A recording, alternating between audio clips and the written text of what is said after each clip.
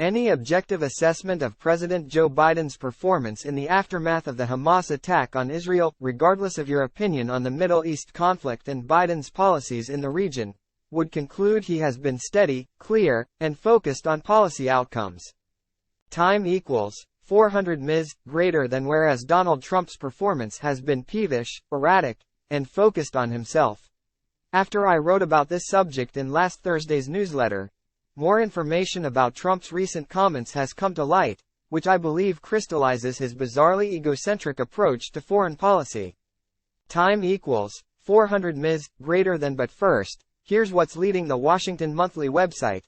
Last Thursday in the Washington Monthly I noted that Trump's public griping about Benjamin Netanyahu is just the latest episode in their fraught relationship. To recap, time equals 400 ms. greater than. During a West Palm Beach rally last Wednesday, just 4 days after the Hamas attack on Israel, Trump spent 5 minutes, with several digressions, complaining that Netanyahu bailed on a joint operation to kill Iranian military official Qasem Soleimani.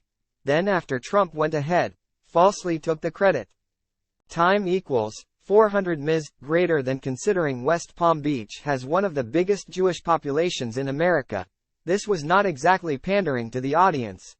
We already knew from the books Trump's Piece by Barak Ravid and The Divider by Peter Baker and Susan Glasser of other instances when Netanyahu upset Trump, upstaging Trump during a joint appearance, pushing West Bank annexation, which complicated Trump's push for the Abraham Accords, refusing to knock Biden before the 2020 election, and quickly accepting the 2020 election results. U.S.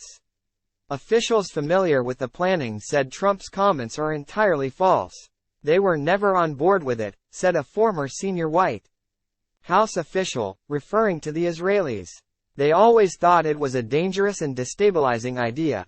But even though Israel wasn't part of the military operation, it still apparently helped with the intelligence.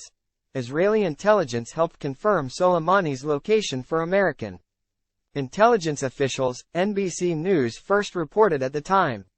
The U.S. subsequently killed Soleimani with a drone strike in Baghdad. Israel was never part of the operation, the U.S. officials involved in the planning said. After reading that, I soon questioned whether Trump was telling the truth about Netanyahu taking credit for the operation. It took me about 5 seconds of Googling to find out. In fact, on the day Soleimani was killed, Netanyahu said, President Trump deserves all the credit for acting swiftly, forcefully, decisively. Time equals 400 ms. greater than. The exact opposite of what Trump claimed Netanyahu said. We all know Trump lies. We all know Trump is a narcissist. But take a step back and consider the magnitude of this lie. This was not an offhand comment or a minor misunderstanding. This was a 5-minute tall tale, full of detail and drama. You can watch here. Trump acted out a scene between himself and one of his generals, discussing what to do after Israel bailed, resulting in his making the call to proceed. When Netanyahu wrongly took credit, Trump claimed to be emotionally wounded. That didn't make me feel too good, he said with a wince. And he declared, I'll never forget that Bibi Netanyahu let us down.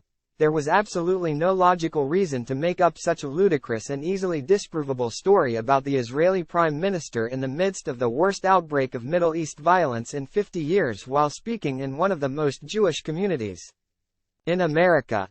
Unless you are such a depraved pathological liar and so clinically narcissistic that, no matter how grave the situation, you cannot bear to watch somebody else have the spotlight.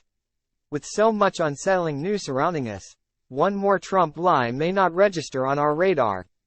But I would argue this particular lie is particularly revealing, as it shows there's no crisis that Trump won't try to make about himself.